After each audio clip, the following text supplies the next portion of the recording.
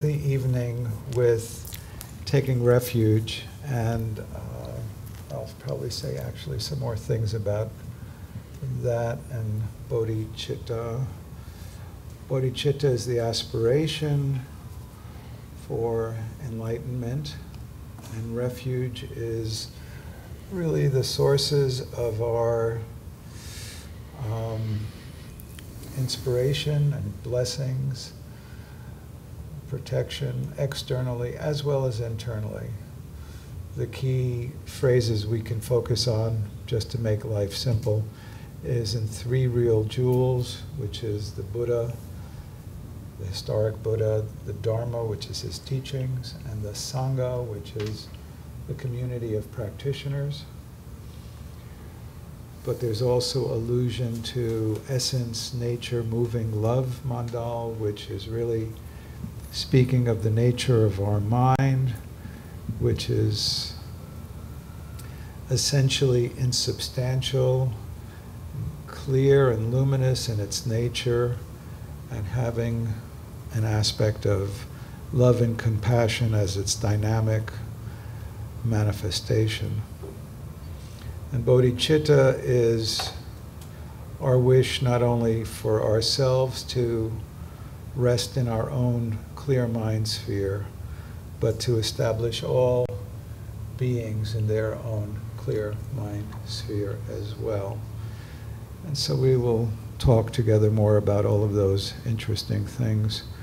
But first we will chant 3 times in English, refuge and bodhicitta. First we will start with our aspiration prayer, and then after we do aspiration, refuge, bodhicitta, 3 times each, Ann and I will do an invocation, and then we will, I'll lead at least one guided meditation to open it all. Yeah, it might be good to turn these guys off for airplane mode.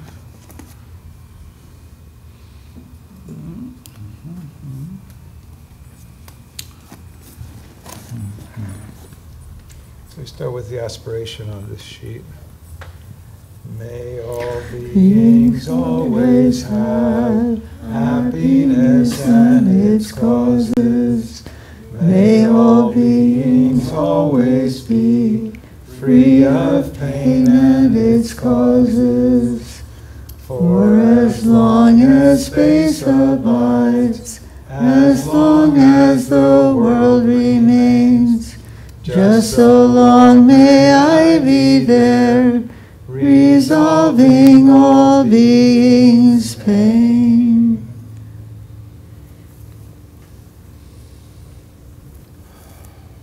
We imagine our teachers condensed in the form of Guru Rinpoche or an inspiring sphere of light in front of us as we do refuge. In 3 real jewels, 3 root bliss-filled ones, channels, winds, bright orbs, this Bodhi mind, essence, nature, moving love mandal, until full Bodhi I seek refuge. In 3 real jewels, 3 root bliss-filled ones, channels, winds, bright orbs, this Bodhi mind, essence, nature, moving love mandal, until full Bodhi I seek refuge. In 3 real jewels, 3 root bliss-filled ones, channels, winds, bright orbs, this Bodhi mind, essence, nature, moving love mandal, until full Bodhi I seek refuge.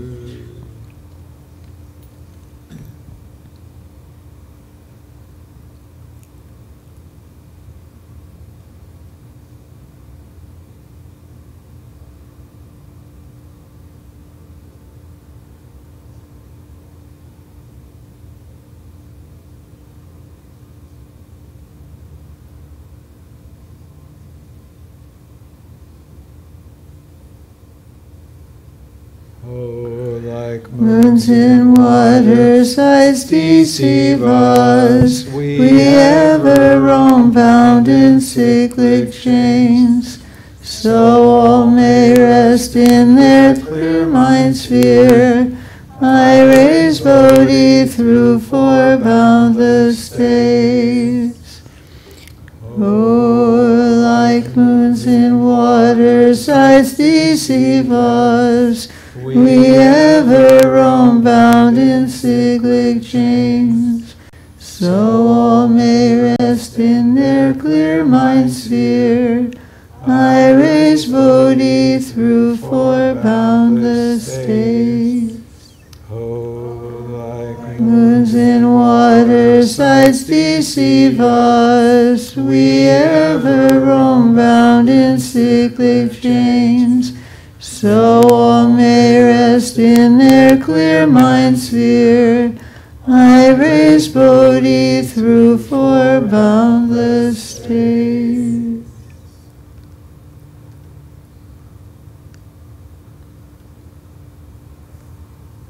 Yovanam Tangye Me Be Gandrin Sumden Tinchen Lama Che Ritzin Jurme Tupin Chatsola So Wadep Sonyam Len Tarchin Shu.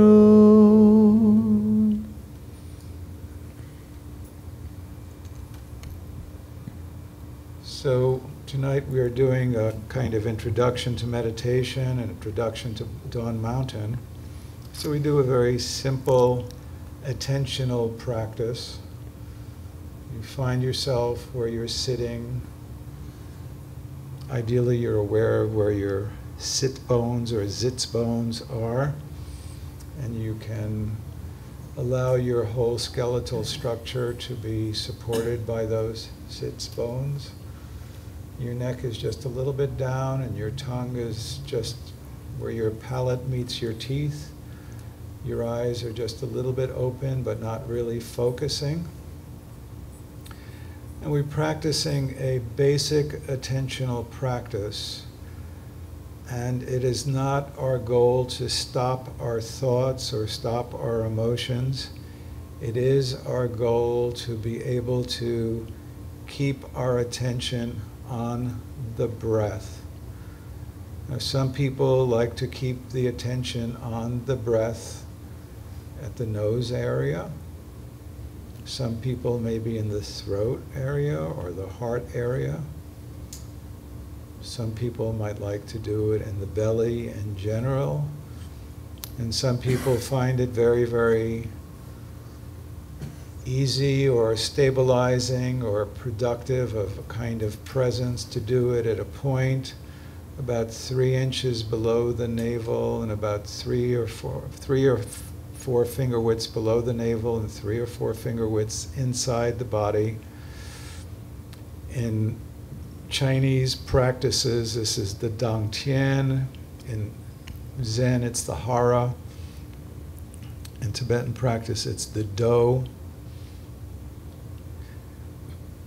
Wherever we're observing the breathing, we are actively placing our attention on it, and then we are resting in the process of breath so that it's not like we're looking or observing the breath, we're actually becoming the breath. Thoughts are coming and going, but we're not paying that much mind. And if we completely slip into a chain of thought, which will happen, no problem, we just, when we have our attention restored, we can just say attention, attention, and resume placing our attention on the breath and resting in the breath.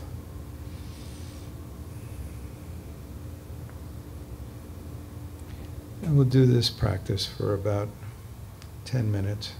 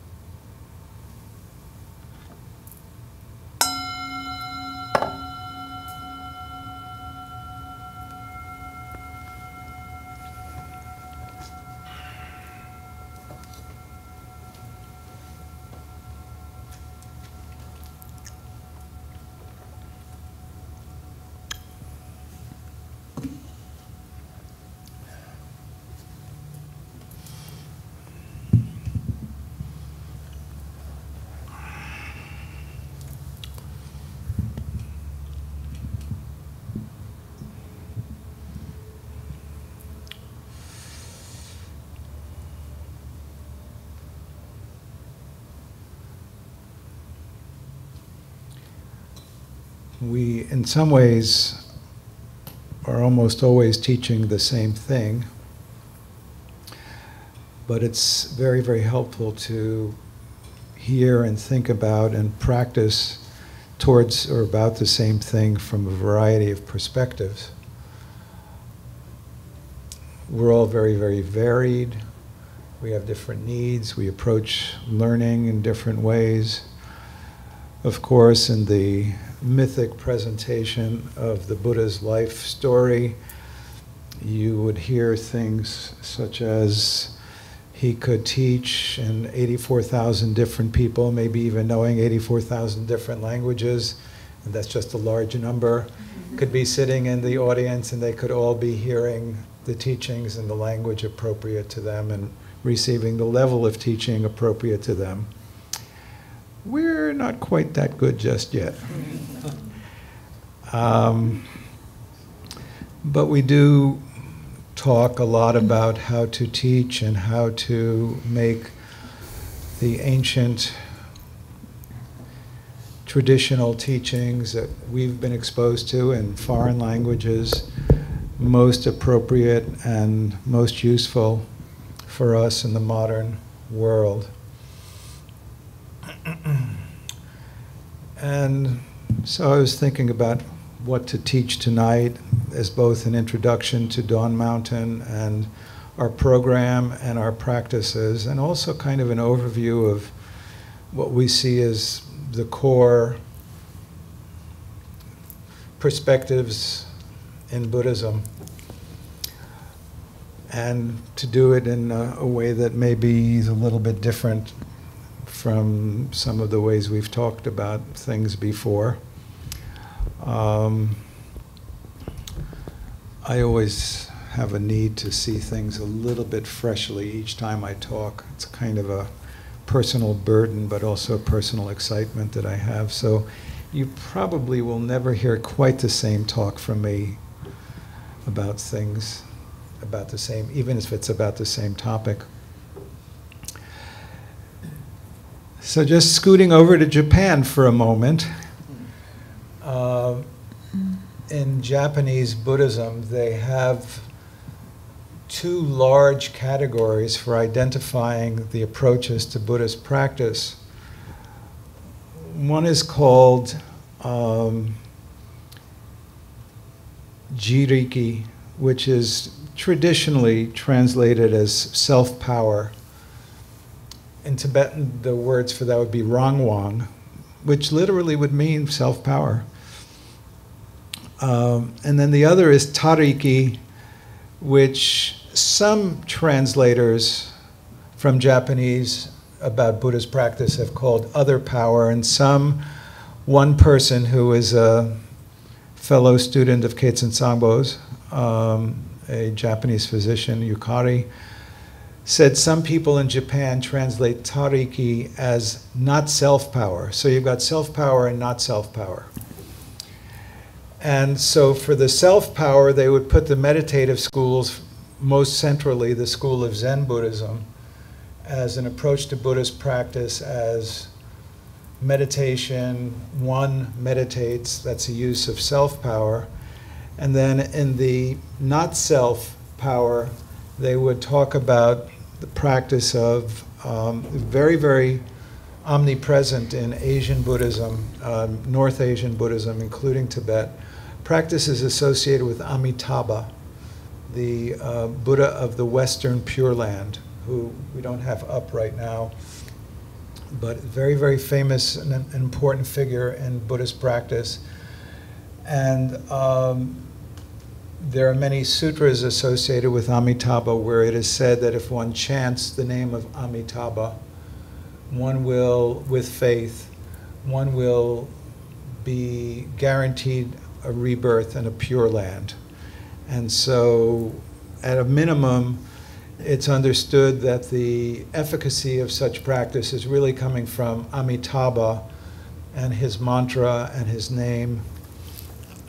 And so that's not self-power. It's the vow that Amitabha made that anybody reciting his name would be reborn in his realm. So it's by the power of Amitabha that one has a liberating rebirth. And that's kind of course, ultra simplifying things.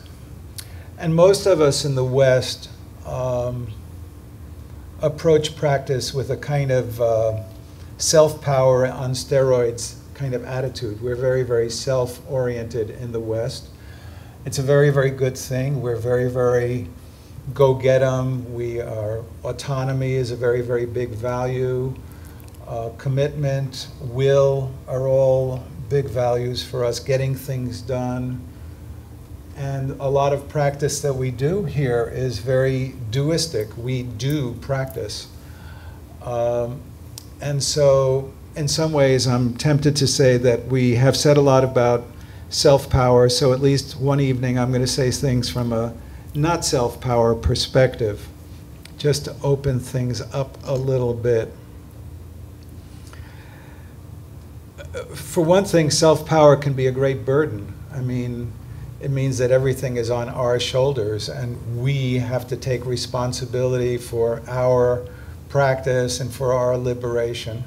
Now, just mind you that when Adzom Rinpoche teaches, our teacher from Tibet, he will say, of course, everything is a mix of self-power and other power. And I do like the Japanese translation, though, of other power as not self-power, and I'll hopefully open that up for you in a second.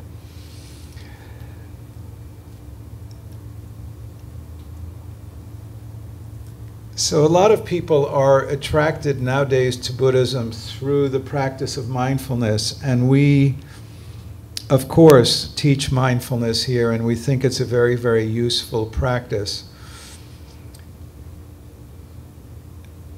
And even the act of refuge will be understood kind of differently, let's say, when we look at something like the Theravada tradition, and then if we look at the Mahayana and the Tibetan Buddhist traditions. In Theravada, of course, they will take refuge in the Buddha, the Dharma, and the Sangha, but for them, the Buddha is a historic figure who entered into Nibbana at his death and is not accessible, is not a dynamic force, although there are probably plenty of people on the kind of folk level who would in some ways think the Buddha is available in some way to them. But in Tibetan Buddhist practice, the Buddha, or the Buddha principle, or the essence of Buddhahood, is dynamically always present.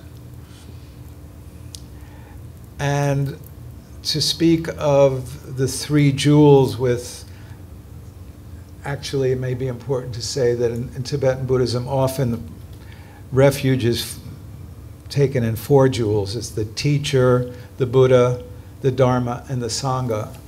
And the teacher, because the teacher is the embodiment of Buddha for us.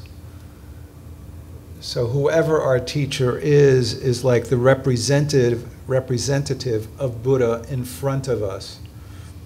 The Dharma is the teaching, but that is embodied in the teacher.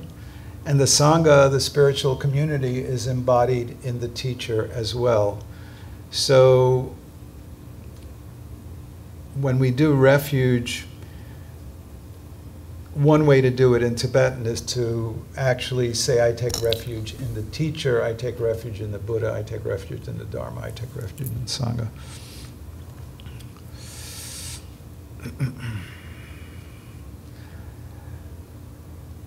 And I'm sensing that already stirs things up in people, because we have a very autonomous culture here. And talking about having a relationship with a teacher may cause concern to people. There may be issues of all sorts of ideas about what relationships to spiritual beings or other beings, even ordinary beings, might cough up for people. There may be issues of power and control. There may be issues of gender. But I think the most important thing to understand about the relationship to a spiritual teacher is that one wishes to through the spiritual teacher, gain some access to a vision of the deepest nature of human reality. And so the fact that teachers are human, and the fact that they may be of the same culture or another culture is going to occur. And they may do things that are pleasing or not pleasing. That will, of course, occur. But the most important thing about the teacher as a refuge is that they are a source of blessings and lineal blessings for understanding our deepest nature.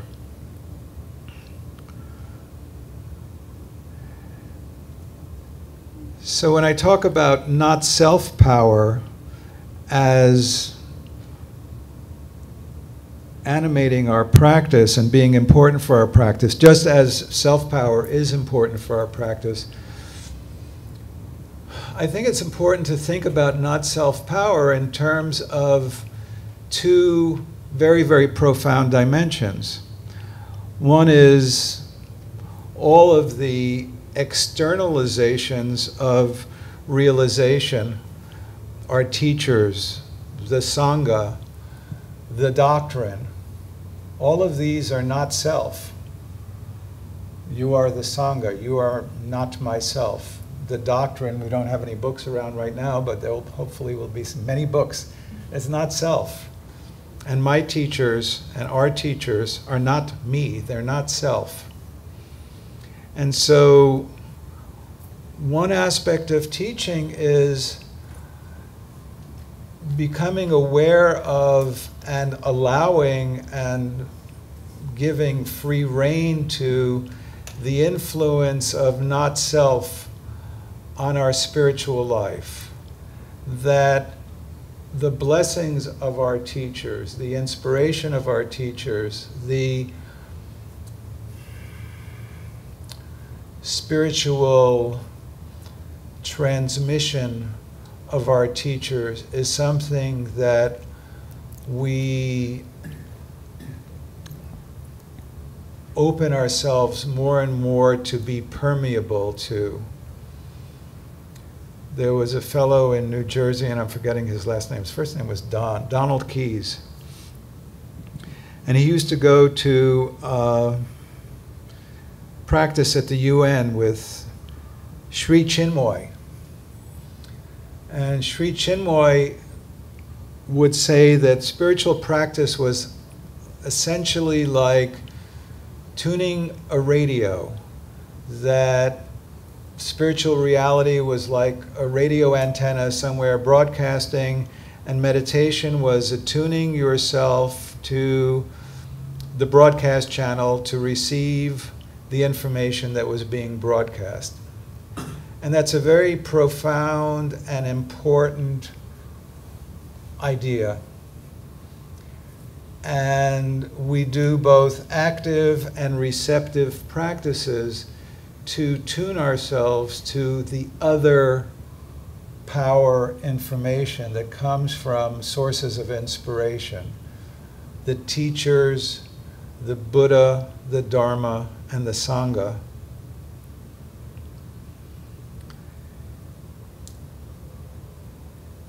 It's one source of other power. Now, interestingly enough, so that's the first line, and it's just the first phrase in the first line, the three real jewels. But there's another source of other power, not self-power. And I even expand the gloss of that to maybe not ordinary self-power. And that is our deepest nature of mind. So our deepest nature of mind is a kind of deep spaciousness, a deep clarity and luminosity, and a deep essential aspect of compassion and love, a dynamism of love and compassion. That's our birthright, that's the very, very deepest nature of who we are. And it's not at all what we are typically in touch with. So it's not our ordinary self. It's not ordinary self-power. Our ordinary self is this kind of chit-chat mind, or some people would call it our egoic mind, our everyday mind. So when we do practices, we're usually doing them, we're getting to those practices with our ordinary chit-chat mind, our egoic mind, our planful mind, our administrative mind. We have to use it. We can't just throw that out. But in a way, what we're hoping to get to and access and open ourselves to is either the blessings that are coming from outside sources that are not self, sources of inspiration, the Buddhas, the teachers, the Dharma, the Sangha, the lineage blessings, or the not ordinary self of the deepest nature of our minds, of our whole being, which is a deep, spacious, clear, luminous, and compassionate reality that is nothing like our ordinary chit-chat mind. So it's in a way another not-self aspect. It's a not-self power that in many ways calls us towards it. In a way,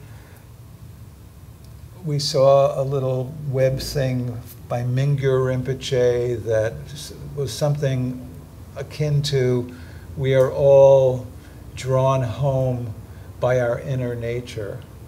So, if you find yourself at teachings like this, or other Buddhist teachings, or spiritual teachings, there's something awakened in you. There's a longing and a thirst in you that you may not even fully appreciate or understand, but it's kind of like a homing pigeon. We sort of have some idea of what home is like. And we might not be able to fully describe it, we might not be able to say we've tasted it, but we kind of have an intuition that there is a home. It's not our ordinary chit-chat mind. And in that way, it's a not self-power. It's another aspect of not self-power. In some strange way, our ordinary kind of chit-chat mind is sort of like a film or a veil, and it's sort of between the external sources of inspiration and our internal sources of reality. And we could say that really all of practice is involved with thinning that veil, allowing those external sources of inspiration to help in the thinning of that veil, and then for the natural expression and coming out fully of our inner realized nature, which is already there. Especially in the Nyingma school of training, the thought is that actually we are fully enlightened and realized. We just are covered up. The metaphor is like a stone and a beautiful jewel in a casket. The task is not to create the jewel. The task, the spiritual task, is just to open the casket. It's a very, very specific view, and in further reaches of practice, the practices that we do are very, very much attuned to that vision.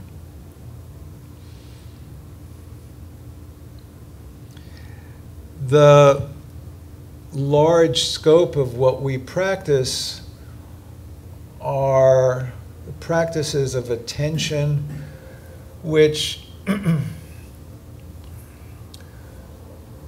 if one practices attention practice like we practice tonight, there is a kind of a grace of peace and clarity and attention that can come.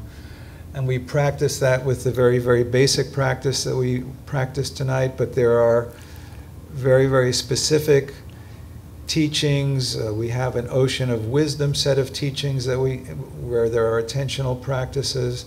There are, in Tibetan Buddhism, practices where one visualizes oneself as a deity and recites mantras. Those are attentional practices. So there are attentional practices that are open to everyone and don't have a lot of cultural association. And then there are some that are more steeped in the tradition of Tibetan Buddhism. We also have teachings which are about love and compassion and are hopefully opening us to the grace of love and compassion. So of course we do things, we do practices, we do contemplations, but we're also seeking the inspiration of our teachers and the lineage to awaken our innate love and compassion so that there is a very, very natural and spontaneous grace of love and compassion. And the third major set of teachings has to do with wisdom. And really that has to do with wisdom from everything from living life well on a day-to-day basis, which attention can be very, very helpful for, to considering one's relationship and imbuing relationships with love and compassion and mindfulness, into understanding the deeper subtleties of what is the nature of my innermost reality, what is the nature of this self that I take myself so importantly to be. And there are many, many layers of teachings of this in both what's called Mahayana Buddhism, teachings on emptiness, and ways of understanding this in both tantric practice and then what's called Dzogchen practice. But I wanted to read you something that I was very touched by, and I think it's really very relevant to what we do as teachers and students, and Anne and I are both students and teachers. And this is written, it's a book called The Gift, and the author is writing about artistic gifts, it turns out in opposition to the commodification of objects. It's a very, very interesting book so far, and I've only read about 10 pages. So what he's going to be talking about here is artist's gift, but if you translate in what you're hearing, when he says artists and artist's gifts, if you would just hear religious teachers and spiritual qualities, where it says gifts, it's spiritual qualities, where it says artist, just hear like spiritual teacher. It's very, very inspiring and I think provocative of understanding what we are hoping is occurring both with ourselves as students and with ourselves as teachers. The spirit of an artist's gifts can wake our own. The work appeals, as Joseph Conrad says, to a part of our being which is itself a gift and not an acquisition. Our sense of harmony can hear the harmonies that Mozart heard. We may not have the power to profess our gifts as the artist does, and yet we come to recognize and in a sense to receive the endowments of our being through the agency of his or her creation. We feel fortunate, even redeemed. The daily commerce of our lives, sugar for sugar and salt for salt, as the blues singers say, proceeds at its own constant level, but a gift revives the soul. When we are moved by art, we are grateful that the artist lived, grateful that he or she labored in the service of his gifts. I find that very, very moving, and when I think of our teachers and the gifts that they have and they had, and the way those gifts reverberated for us and awakened for us some aspects of our deepest nature. It is certainly our hope, ongoing hope, that it's not that we're doing anything in the moment of teaching that is self-consciously or intentionally, now I'm broadcasting this gift. It's not like that. For me, my hope is really that I be something of a completely transparent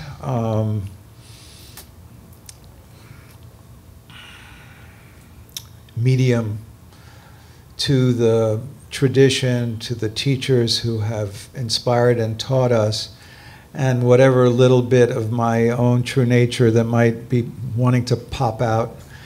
I'm happy that that be shared and moved on to our students, some of whom will of course become teachers in their own right. It's not self. These are, religious qualities are something coming from the nature of reality, and when our teachers shared their gifts of the nature of reality, that inspires our nature of reality. And we in turn are seeking with what we're teaching to inspire your nature of reality.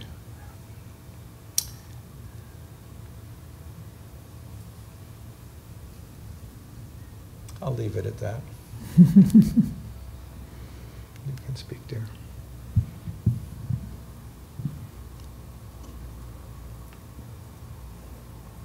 That's sort of the long and the short of it, what Harvey said. And we have various ways of becoming an ever more nuanced tuning fork, to pick up on that metaphor.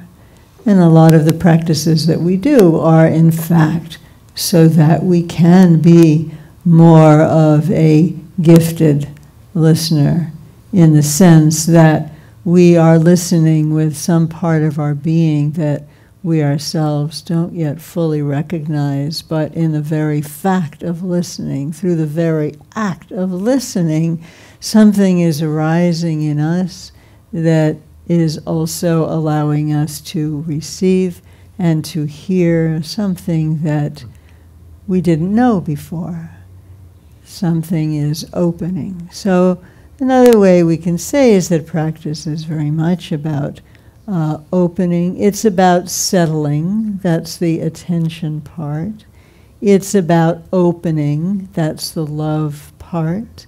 And it's about seeing through the transparency of both of those. Both the settling and the opening are somehow transparent, and that's the emptiness, and that's the wisdom part. So really everything that we do is some form of attention, love, wisdom.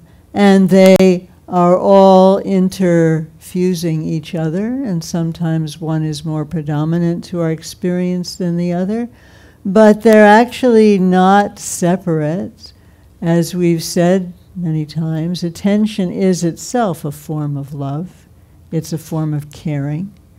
We've said many times, when you feel somebody is really paying attention to you, generally speaking, assuming their intention is at the very least benign, they're paying attention with some kind of good-heartedness, and then we feel cared for. I mean, what are we looking for in life but to get attention? Real, good, heart attention. And so attention is a form of love. Love itself is opens, it flowers in the presence of attention. You can't express love without having attention that you are directing at the person or object, nature of your love. There has to be attention there. And when there is wisdom, we say that wisdom means knowing.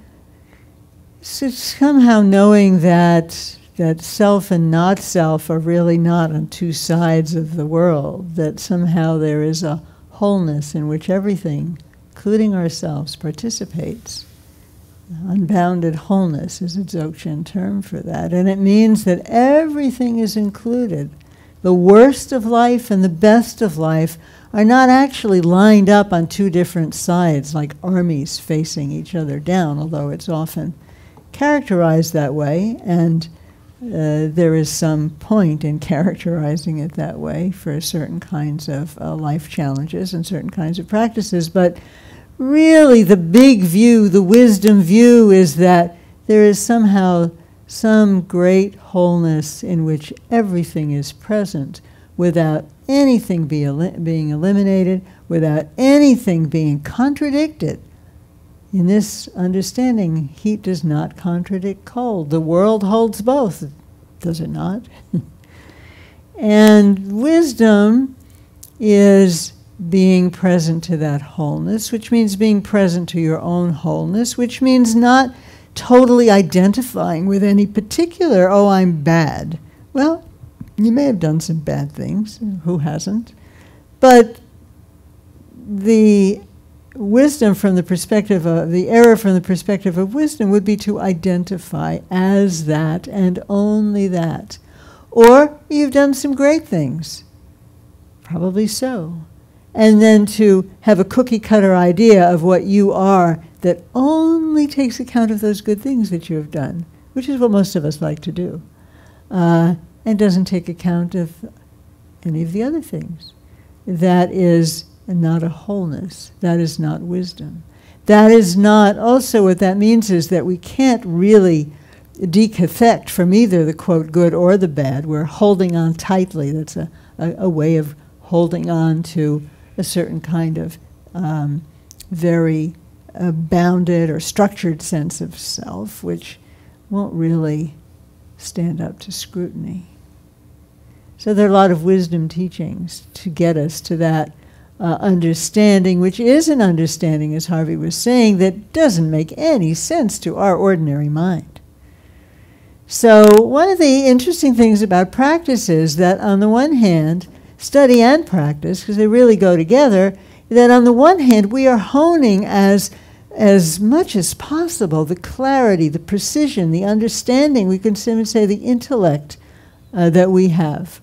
We want to be sharp-minded. We do train that. We want the best kind of ordinary mind that we can have. But it's still going to be ordinary mind, or as Kesen Samba Rinpoche would always say, mistaken mind. Everything that we know with our ordinary mind, from the perspective of wisdom, is an error. Sorry, folks. We're completely wrong. There is this mistaken mind, and wisdom, this mistaken mind, this egoic mind, this ordinary mind, whatever you want to call it, it's the mind that we don't really know how to get out of because we don't know anything else except this. And so we bump up against some of these practices and they don't make sense to this mind. And so we walk out the door and say, there's talking gibberish over there. I'm a sensible person. I'm a down-to-earth person. Maybe even a materialist person, and that's the way it is. So that's okay. So our challenge is to be friendly enough with our ordinary mind to welcome its participation. We need our ordinary mind. We can't just dump on it. But also, when something doesn't quite make sense to the ordinary mind, to recognize, you know what? I don't understand this at all, but I love it. Or, but it feels like home to me in some way that I totally don't understand, so maybe I really shouldn't pay any attention to this because, and we find ourselves sometimes between these two kinds of world-making, the kind of world-making that, quote, makes sense, which is most of what we get taught, and then this longing for home that Harvey was alluding to, that Mingyur Rinpoche, you know, that We come to a spiritual path because at some level we're homesick. We're homesick for something that we don't even know what it is, but we know there's something out there that's not being represented in our daily lives, and we know that we must have it, that we have a right to have it, that it's part of our birthright, our legacy. It's part of really being a fully endowed human being. And so we search for it. And we come together to search for it, because this is not a search that one can complete alone. We come together with friends, like-minded, gathering here, for example. We come together with teachers, because we all need guidance. And we proceed in furthering our capacity for attention, love, and wisdom. And everything that we do is to thin out the obstructions that we carry to the furthering of attention, love, and wisdom.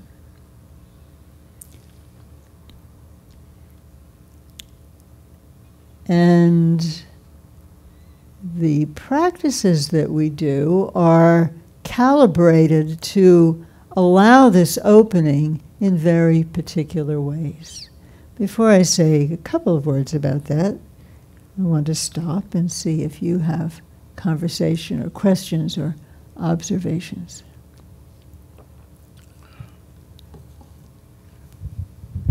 And Yes, please Evan. say your name. And also wait, two things. Say your name and wait for the microphone. They're both challenging. Thank you.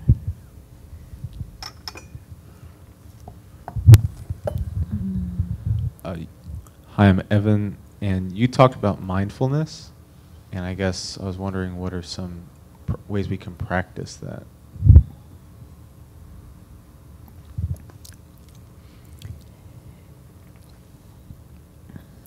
We've been doing the breath. The practice of attention on the breath is one of the most. I suppose when we're not meditating. Oh, when we're not meditating, you're still breathing, aren't you? When you're not meditating.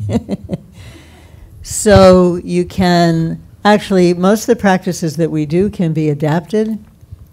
So you're walking around, and your mind is zooming here and there, and then you think, oh, you could just bring your attention to your breath.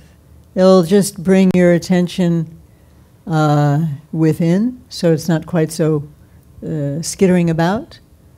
And also, the breath is always in this moment.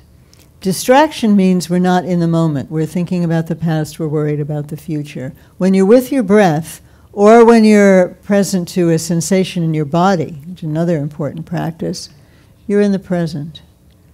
So you can you can just say, well, today, whenever I remember, I'll bring my attention to my breath. That would be one thing you could do. And see how that goes. And then check in with yourself in the evening, and oh, I forgot most of the day. Okay, tomorrow I'll try again. If you have practiced a little bit and gotten a little bit used to the practice of feeling centered, dropping down and feeling centered in your belly, you can bring your attention there during the day. That's really what the Tai Chi masters do. They're always deeply centered in the body. So that might be something a little down the road that you might do. And just one more thing, which I like a lot. We often remind ourselves, as we did on Sunday when you were here, that we are seated directly above the center of the earth and supported from there. So when you're walking around, you're still directly above the center of the earth. And sometimes, especially if you've done it, for a while in meditation, it comes very easily, and you just remember that. And then again, you have a sense of your connection to the center of the earth, and it's an embodied thing. It's not an idea. It starts as an idea, but it's an embodied sensation. So once again, you're in your body. And that will always bring you, as I said, into the present, and that cultivates mindfulness. And that would be a start. You can track your feelings. That gets a little, when you, instead of blowing up or getting carried away by whatever the feeling is, you just notice, oh, I'm having this feeling. So it's a very, very good question, and there are actually many answers to it. There are many ways of bringing practice into everyday life, and that is the purpose, and that would be a place to start. And if you try that for a while and see how it goes, you get back to us. We'll see. That makes sense? Does that feel like something to start?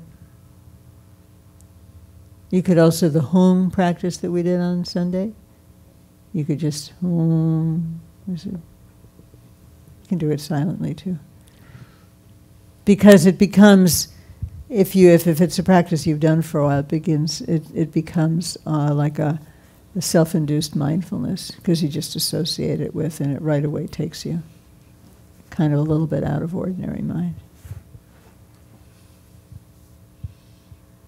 Thank you. Is that a hand? Is that your hand up? He's got his. That's very curious. My name's Michael. I'm interested in the sort of distinction that both of y'all talked about between the self part of the practice and the not self part of the practice. And I was wondering if you just had any comments or thoughts or your own wisdom on how can you sort of, what are some qualities that you can use to tell the difference between sort of the deeper mind, that is the not self mind, and your own ego, which I ask this because in my experience I feel like the ego has a tendency to co-opt everything and to corrupt it. Yeah. It's a great question, not easily answered. And there are many layers to that, but maybe one place to start, actually a good place to start, the Buddhist psychology is called the Abhidharma. And the Abhidharma is essentially an analysis of wholesome states of mind and unwholesome states of mind.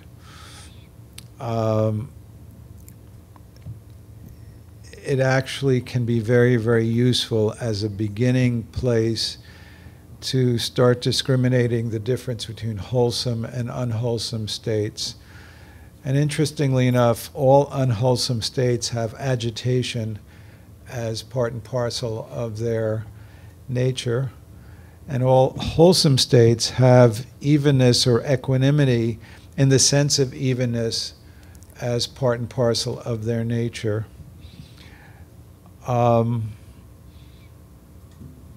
There were, in fact, the very, very strict practitioners of Buddhism in Tibet. There was a school called the Gadamba, they were kind of, you could call them conservative or even fundamental, but only in a quite good sense, in that they kept things both simple and down to earth.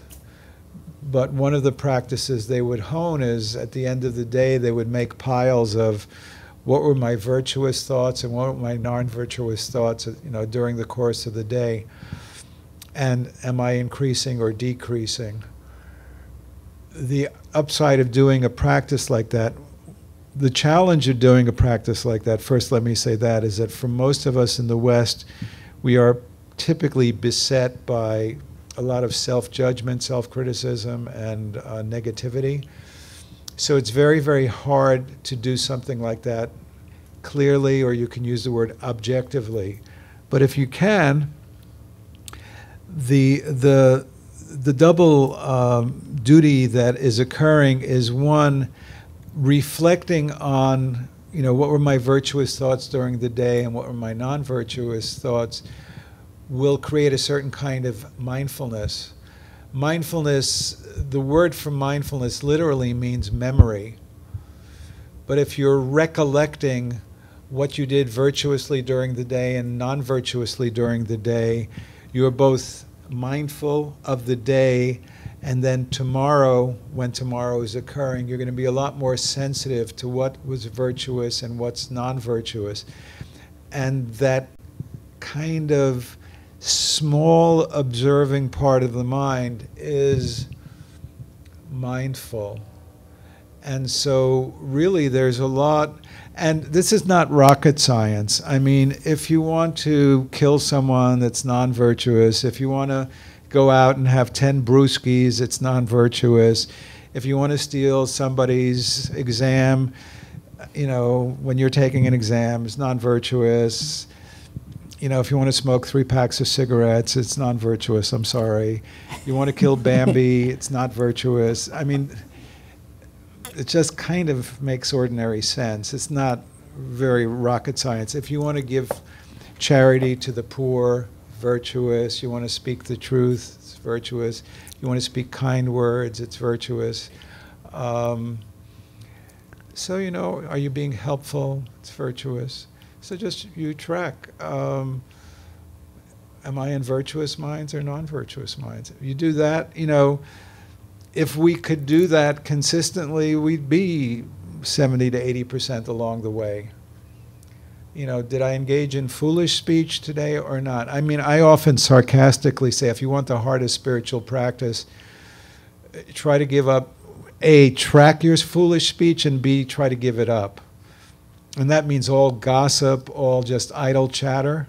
I mean, that would be like, you'd have to be a yogi in this culture to do that. Can you imagine? Listening on the radio like, I don't care, just turning it on. Yeah, I mean, you wouldn't listen to any of the radio. I mean, you would never listen to a politician, for heaven's sake, of either party. But, you know, these are actually simple and hard practices to do. We know what idle chatter is. You want a hard spiritual practice, just track your inclination to speak idly and foolishly, and notice it, and can you do it without hating yourself and not beating the crap out of yourself? And you know, if you're doing it, okay. But yeah, so here I am, talking about, you know, whatever for 3 hours. It's like they say in kindergarten, if you don't have anything good to say, don't say anything at all. Well, it's a kind of a Buddhist teaching, if truth, you know, be told, and it's hard to actually do it. But those would be very, very simple and profound you know, people think, oh, I can't wait to get to these super duper teachings that they've got, you know, and sometimes people get super duper teachings and they really haven't learned how to tie their shoes, and it becomes kind of a mess. You know, you have a kind of a spiritual genius who's a loose cannon, and it's kind of disconcerting for those people around such a person, because they can be both inspiring and painful to be around. And we would optimally like people to be well integrated, and part of that integration really has to do with being mindful in daily life. And so when you say, how would you start to discern, you know, ultimate mind from, you know, ordinary mind? Well, that turns out to be a pretty hefty undertaking, but let's start with, how do we distinguish between virtuous minds and non-virtuous minds? If you can do that really well and have some autonomy over your behavior, you're well along.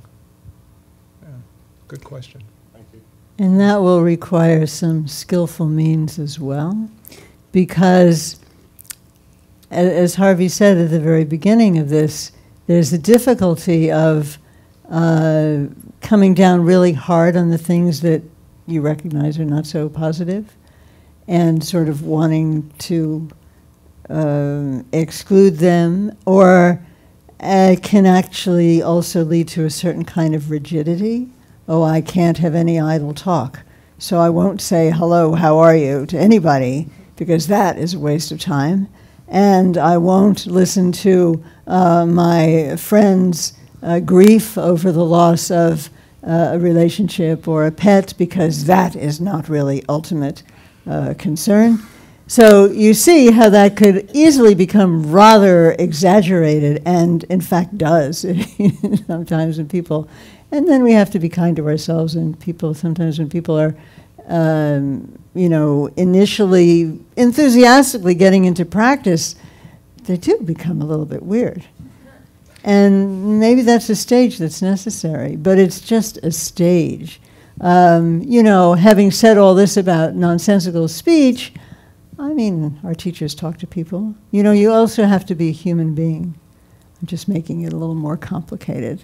So, when somebody comes up and wants to talk to you, about something that you feel is nonsensical or not quite up to par, not up to your standard of the day or whatever, but they're a human being, and they're not training like you are, and they have to talk. And so it is your practice of kindness to listen and to, avoiding nonsensical speech would be not to get, totally caught up and immersed in it, but you would still say what might be of comfort to them, would allow you to have a human connection with them. I'm not talking about people who are toxic in one way or another, and you might choose your friends more carefully, but there is a need for skillful means, and that may look from the outside like, nonsensical talk, but your intention and your presence might make it otherwise. So if you're on retreat, for sure, you might observe silence. And I will say that when I first met, my first meeting with Goenka, who is a great, great Theravada Buddhist meditation teacher, he was reading the business pages of the Indian paper, and many, many of our conversations with very, very profound Tibetan Buddhist teachers have to do with pretty inconsequential matters. The place where it can really become a very, very serious note is if you're really trying to cultivate some concentration and whatever, but you don't have to become a professional downer to become a spiritual practitioner. It's something good to think about, though. How am I spending my time? Where is it going? Do I think this is constructive to my life or not? Just useful. And that would go for politicians too, right? Yes, politicians as well. You can be a great Dharma practitioner and be a politician. Of both parties. Shannon. Shannon's got a question back there. So my name is Shannon, and I have a question about the mindfulness on a daily basis, as far as if one is successfully constantly in the present, what does that mean about our ability to recollect the past? And in our culture, obviously, on some level, being able to remember things is considered a positive thing. So how do we kind of reconcile those two facts of wanting to constantly be in the present, but also needing to be able to make sure that we're remembering what's going on so that we can access it for the benefit of the future, so to speak? Yeah, so it's actually a great question, and it's helpful to be around people who are practitioners to sort of flesh this out. If you were practicing very, very, very strictly mindfulness, just pure mindful practice, you would be trying to be aware of everything that's presenting itself most significantly to your experience. Some of that would be memory. And so you might be mindful of a sight, you might be mindful of a sound, you might be mindful of a memory. No problem. If you're in everyday life, for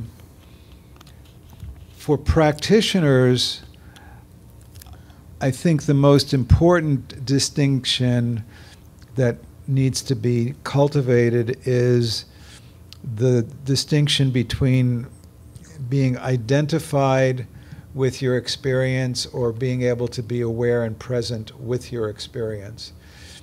If you're getting so immersed in the past that you're sort of lost and you're losing a sense of, I'm now recollecting the past, I'm sort of aware of the feelings, the thoughts about the past, there's still some part of you that is kind of knowing that you're knowing, and part of you that's doing the reflecting. That's all fine. But if you get so absorbed in the past or the future that you're lost to it, that then becomes less than ideal. You know, do we do that? Of course. But in terms of evolving practice, you would like to see yourself less and less identified with that just stream of unconsciousness. Especially for us in the West, there can be a great number of psychological and emotional virtues for wise reflection about how the past is affecting us in the present. Psychotherapy, which of course you know I make my living at, often involves wise reflection about the past. And when done wisely and in the right amount with the right person, it can be very, very liberating of the past. So everything with a certain kind of balance and with a certain kind of understanding is appropriate. There is a place for the future, there's a place for the past. It's really a kind of, you know, how much are we lost in the past? How much are we lost in the future? And so certainly when we're doing practice, and one of the ways to teach practice is don't go to the future, don't go to the past, be in the immediate present. But part of that is if thoughts of the past are coming up, you know that's what's present. If thoughts of the future are coming up, you know that's what's present. But can you be aware of the thought without getting identified and losing yourself completely with that stream? That's a big step in practice life. So it's not that we give up thinking about the past and the future. You can. Yes, more? One more, then maybe we should break. Yeah, it's very difficult to be in the present because it's like kind of like balancing on a bowling ball. You're always drawn to either something in the past or you're thinking about the future. It takes a lot of focus to stay in the present because you're always slipping one way or another. That's true, and one of the long-term benefits of practice is that, as unbelievable as it may seem, you can get to a place where you are rather effortlessly in the present. And I say with all sincerity, that probably seems unbelievable. And I was as obsessive as probably some of the pros. You can get to a point where that just naturally quiets down and you can be present. And when we're early in practice, that just seems like unbelievable.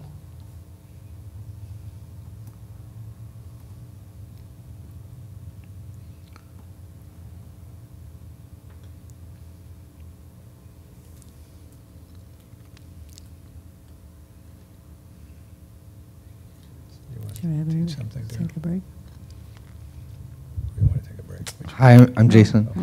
And I was remembering, well, when we were talking about ways to kind of remain grounded in mindfulness, there's a practice at Chinese temples where there's something like 40 or 50 little gathas, like, you know, phrases that you recall at different times of the day. So when you wake up, when you hear the bell chime, you think something along the lines of, you know, I'm hearing the bell chime. May all living beings, have clarity, in their lives today. And then everything, getting up, washing your feet, brushing your teeth, may, as I'm brushing my teeth, may I, not commit incorrect speech today, and instead bring benefits to other beings.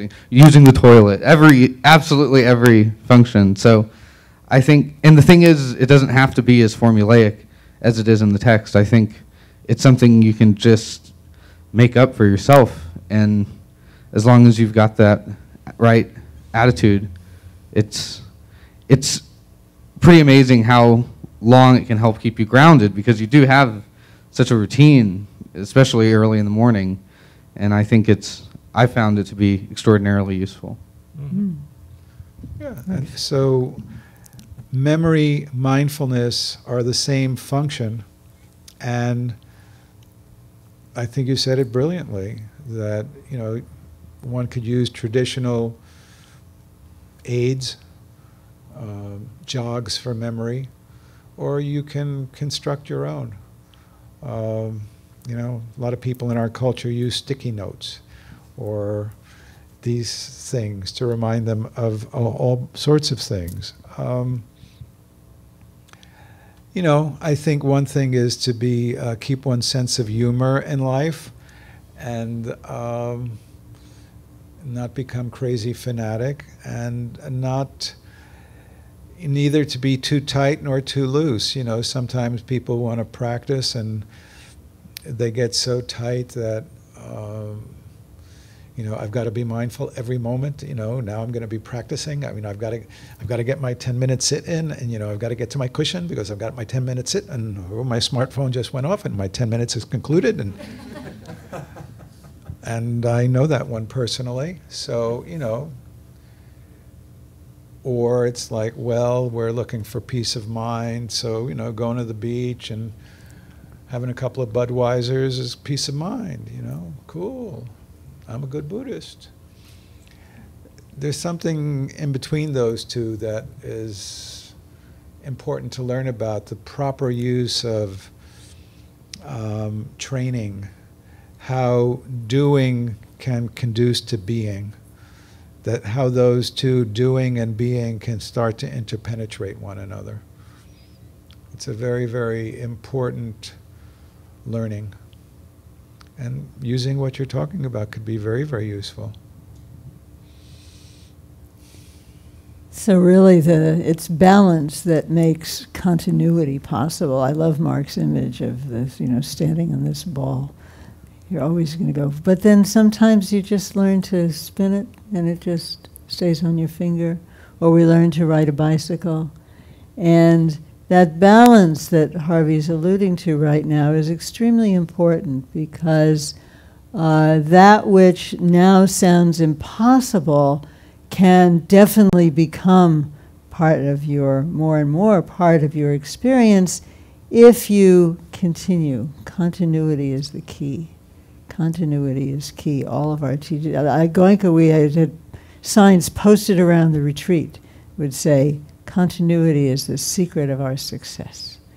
And Kejun Sambhur would always, always say, maintain continuity, maintain continuity. And Azim Rinpoche would always talk about the freshness and making effort. Just always, sometimes it works, sometimes it doesn't work, but this is the kind of life project that needs. You have to keep going, and then you forget about it, and then you come back to it, and that's really, really key. And that's what training is. So now we can practice Dharma on our break. You can see how you are with speech. We'll have a break for 10 minutes. We'll come back and we'll have a closing practice. And the book, which Mary Scott has brilliantly recovered, right? It's not? Yeah. But I saw it's a new book. Okay, well, another kind of recovery. Please, if you haven't and would like to, write down the names of anyone you would like remembered aloud when we close this evening. Okay, so 10-minute break. Thanks.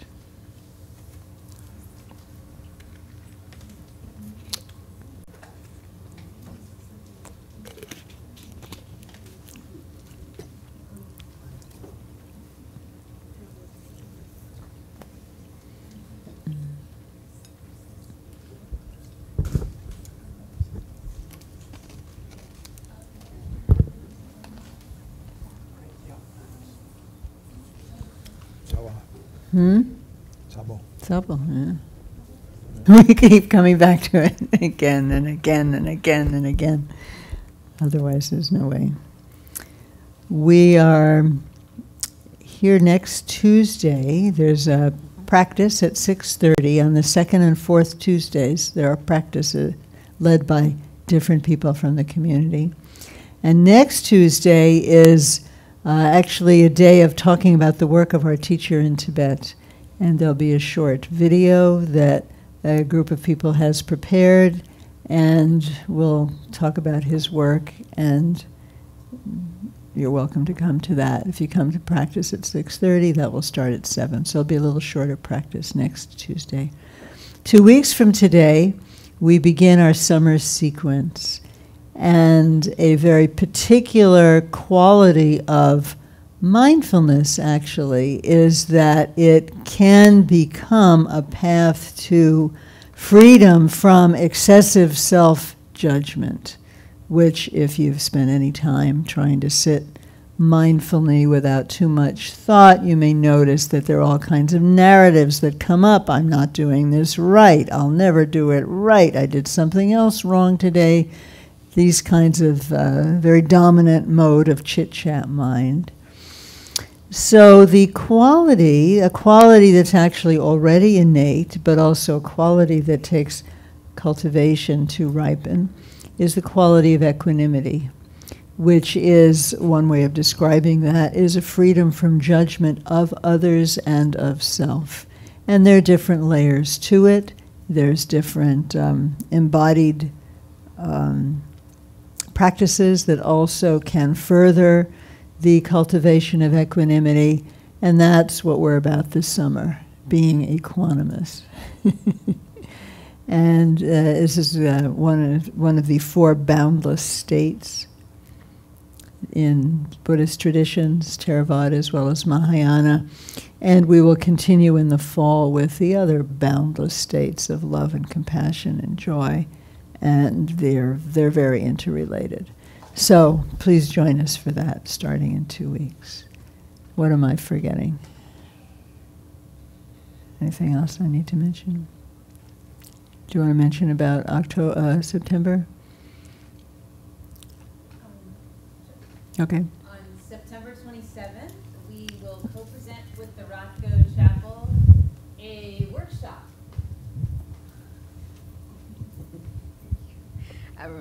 Robert Thurman, who is a professor at Columbia University and well-known founder of Tibet House, and Sharon Salzberg, who is a very well-known co-founder of Insight Meditation teacher. They've written a new book together called Love Your Enemies. And they're going to come and do a workshop from 10 to 5 on that Saturday. It will be at the Rothko Chapel, and it's going to be a really exciting and fun event. So you should be getting a save the date notification very, very soon, and you want to... Saturday, September 27th, yes. And sponsorship opportunities are available. See me. See Mary Scott. And so our practice of equanimity and so on is very much in line with what they're going to be talking about. Love your enemies. That would take a certain amount of equanimity. So that's what this next period of time is about for us. We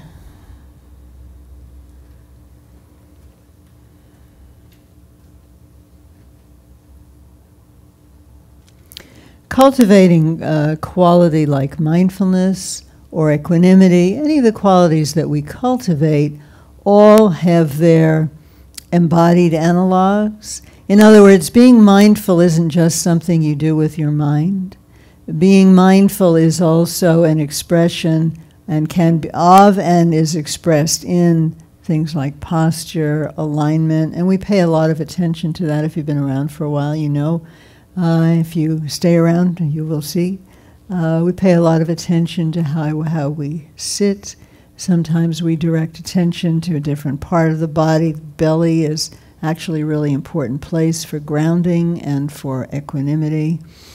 And mindfulness, thus, is a discovery of the capacity that we have to actually live in our bodies. Amazing. We tend to live in our heads a lot. So we'll close with just a little reminder of that, and also with, did the book go around? Yes. Oh, you have it here, okay. Oh, would you, here, I wrote these people, go ahead.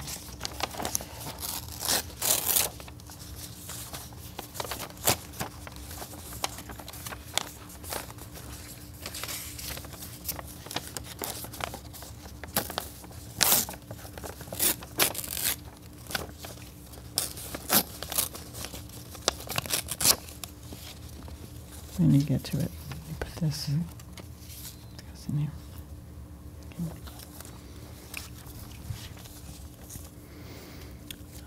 Okay. When we get to it, Chris, would you light the candle? Thank you. Okay. Thank you.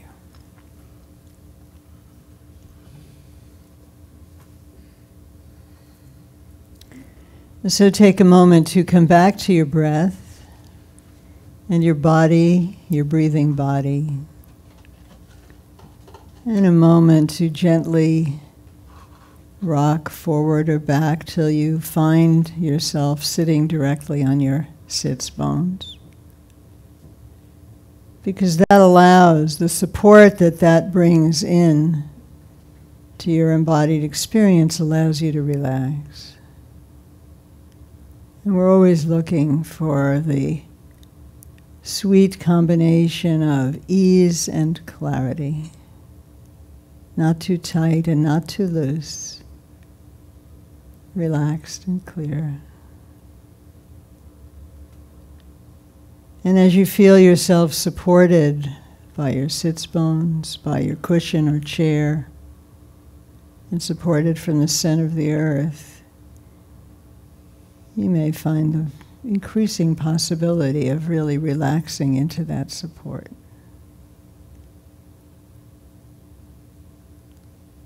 So you're just held.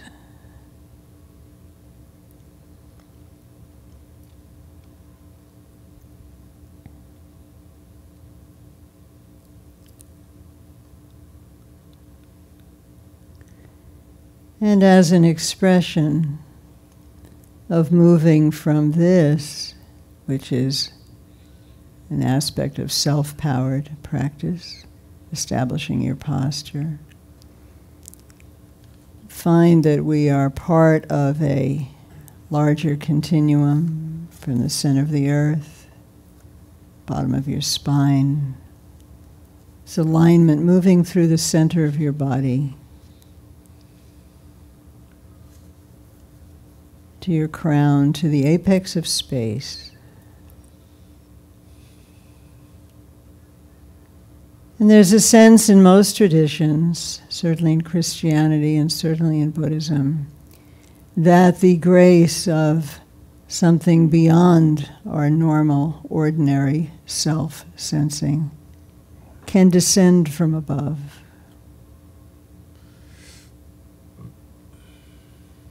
You feel that there is an orb of light above your crown, and that it naturally and effortlessly draws into itself all of the clarity and kindness that exists anywhere in space. It's like light from everywhere is streaming into this orb of light above your crown.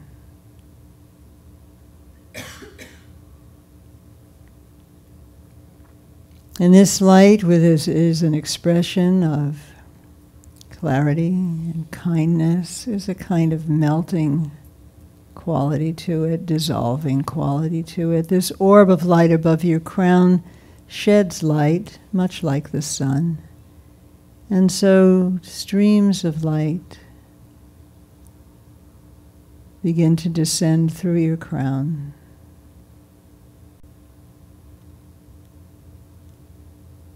And suffuse your entire body. And begin to dissolve away those things which you may have in awareness or you may not, whatever it may be that obstructs you in present time from being more completely present to your nature, whatever that may be, is both illuminated by and dissolved through this light. So it's kind of like a gentle rain within. And it's just streaming down, cleansing, healing.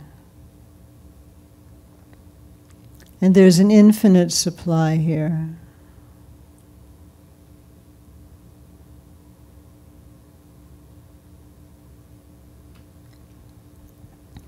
And so we aspire that whatever wisdom and goodness that has not yet awakened within us, that it may awaken. And we feel this gentle rain of luminosity pouring into us to begin a process of that awakening.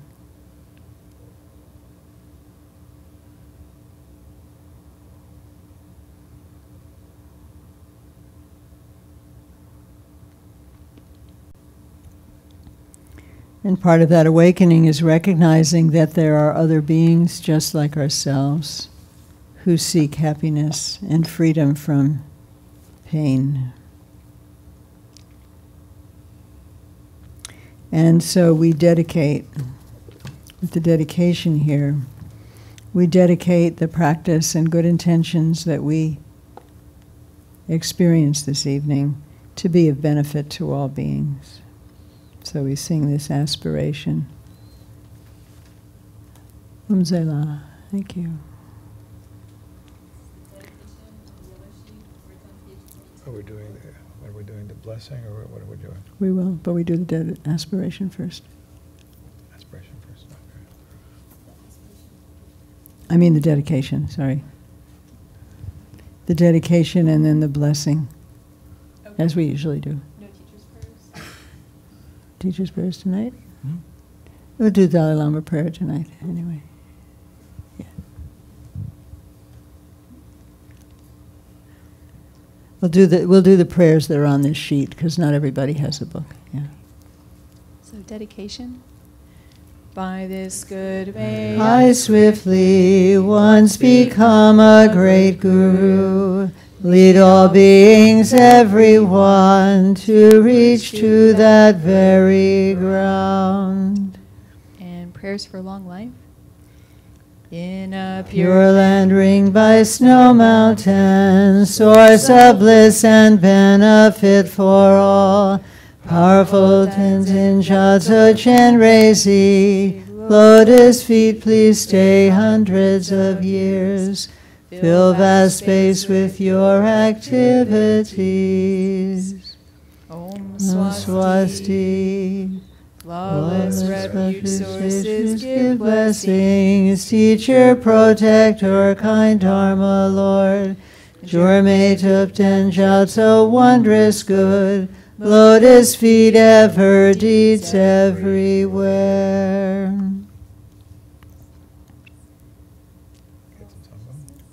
They don't have the book. Oh. All right, that's it? That's okay. Do people?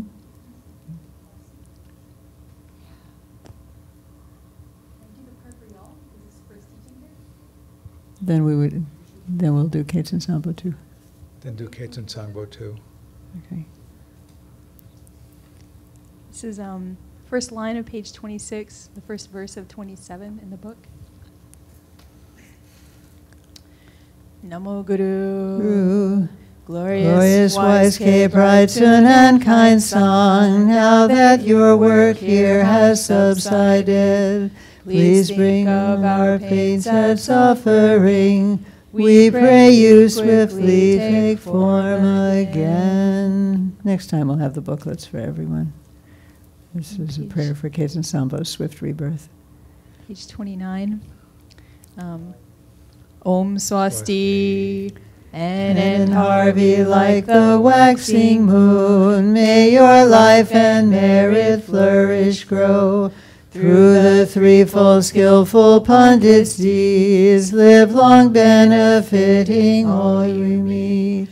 By the true power of two Vajra truths, 3 jewels, 3 roots, Buddha's compassion, faithful Sangha and aspiration, may this prayer be realized at once. Prayer for Dawn Mountain. Oh, prayer for Dawn Mountain, now that we're singing? This is on page 32. May There be a great fine new temple, great seat for all high practice learning, which having spread in all directions, male and female yogis everywhere, practice and further the teachings there. Now the blessing on the yellow sheet. With all Of you in mind we light this lamp of clarity. May the glow of love, wisdom shine within us, everyone, till we all rise forth born in one enlightened mandala.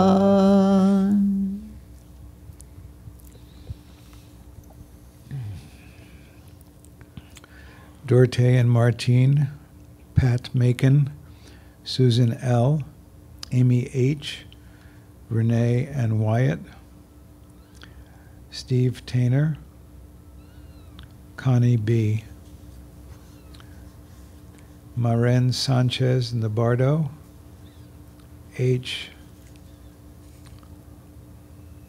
Morris in the Bardo, Leah and Catherine, Patrick, Dad, Jay, Iris Babb, Karen and family, Greg and family, Alan Ferris in the Bardo, Blake, Catherine and family, Beto, Damien, Daniel and everyone at Harrison Kornberg, Andrea, Kevin, Nina, Bobby and baby, Jane and family, Marta, Vina and Jose Luis, Geronimo Enriquez, Amy Haynes, Eric and Phil, Penny and Penny's aunt in the Bardo, everyone in pain, particularly the recent victims of their families of gun violence, all those suffering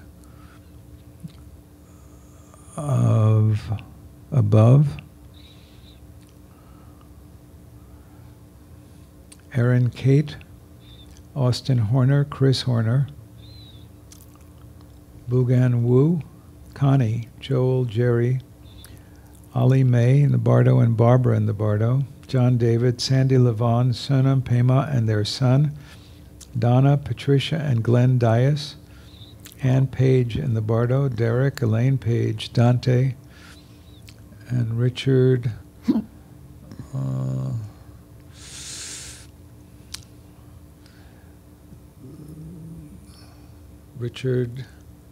what is it? Littles? Richard Little? Okay. So now this orb of glowing light above your crown, which has been pouring forth its nectar-like luminosity as we sat here. So now this descends to your heart. So there's a glowing orb at your heart expressing your own natural clarity and kindness. We're going to sound the sound ah 3 times, feeling that the light, the sound, and your good intentions expand out from your heart, first to everyone in the room, gradually out to the city. And by the last ah, you have expanded your good intentions and blessing light to the entire universe. And we'll close with that. So the light descends, rests at your heart.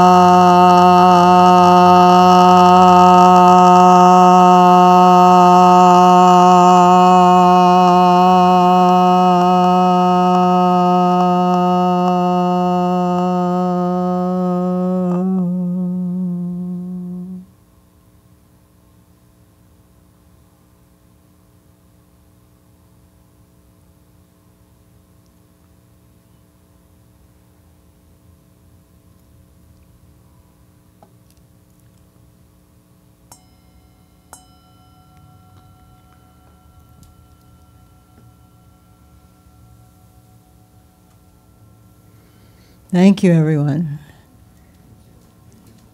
See you again. There is practice next Sunday at 11 also.